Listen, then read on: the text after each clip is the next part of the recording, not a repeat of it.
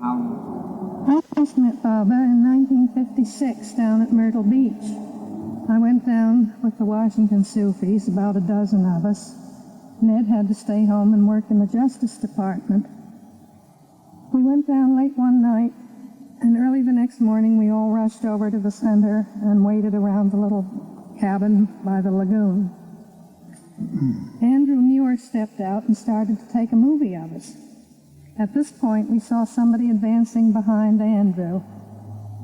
There were a whole crowd of people, and in the middle, an umbrella shielding Baba.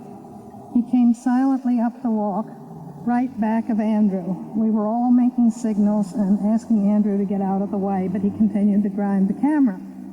Finally, someone tapped him on the shoulder, and Baba proceeded on past, smiling fondly at Andrew, and went into the cabin. When my turn came to go in the cabin, it was quite dark, but you could see Baba's face very clearly. He looked at me and said, "You have a good heart and I will help you." We talked for quite a while. Murshida told him all about us, and outside the other Sufis were some in tears, some very excited. And finally I left the cabin, and during the rest of the time we were in Myrtle Beach, everybody sat around waiting for the call, "Baba will see so-and-so. Where is so-and-so?" We saw him again in the barn the next morning. He talked for several hours, with a break at 11 o'clock. Everybody was sitting in rows, and we were sitting well at the back. I can only remember that Irish explained many things about God Speaks, and I was wishing that Ned could have been with us. Well, they called me up in Washington and said I better come down.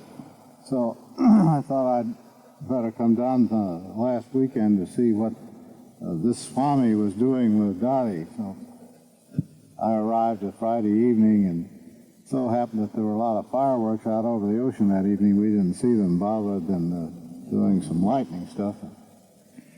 The next morning, everybody said, "You got to get up early," and so we got up early, and they were all said, "We ought to be out there at 7 o'clock." And I said, "Well, what's all the rush? This fellow isn't going anywhere." So we got out there, and Baba came across the little bridge with a customary umbrella over him, and Murshid introduced me to him, and I remember we embraced, and he touched the side of his face to mine, and I also recall that for 2 weeks after that I had a burning spot on the cheek. Well, shortly after that, I was called to go in the cabin, and Baba motioned for me to sit down on his right-hand side, and he reached over in a little bowl where I had some salted nuts and stuck one in my mouth, and I looked in his... I was called to go in the cabin, and Baba motioned for me to sit down on his right-hand side, and he reached over in a little bowl where I had some salted nuts and stuck one in my mouth, and I looked in his eyes, and right then I knew he was what he said he was. Now, this does not admit of any intellectual argument. So, shortly after that, I went outside, and Adi Irani was there, and he came up and said, "Well, are you coming to India?" I said, "Well, I don't know. What would I want to go to India for?" Of course, this was a rather foolish statement, as I now see it. Well, he said, maybe it might be a great opportunity. Well, of course, that was 1956. We did go to India in 1958. And we did go to Baba's Sahabas, where we were the only Westerners, at his birthday in 1958. I think I spoke about that at Joseph's place. You want to say something now? We went in 58, and then we also saw Baba again in 58 when he came to Myrtle Beach. And everybody was very surprised that we'd been to the birthday, but that was kind of a joke on us because we had made plans to go and were told we could not see Baba. And we had, of course, gone already to Delhi when we received a telegram that we could come back for just one day, which we were very happy to do, and nowadays it would be impossible because the traffic has picked up so, we found in 62. which was the last time we saw Baba. Well, in 1962, of course, that was the East-West harvest, and we both saw him quite a few times on an individual basis. And the last time I saw Baba, I remember it was in the little room just off the main room in Guru Prasad. And as we left, as I got to the doorway, for some reason I turned around and winked at him, and he was looking right at me. And this has become a very strong memory.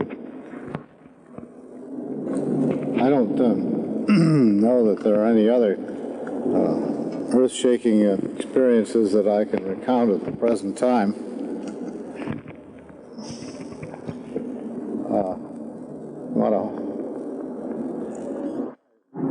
I asked to say something about what Baba said to us. Well, I remember the very first time he looked at us and said, you must never leave each other, and you must never even think of it. And then, again, when we came to California, where this film was made, which was 1.5 years ago, is because Baba suggested that we do so. He didn't do this by saying, I order you to go to California. He merely said, Baba has no objection to your moving to San Francisco, which, of course, if you have any awareness, is tantamount to a direction that is what you should do.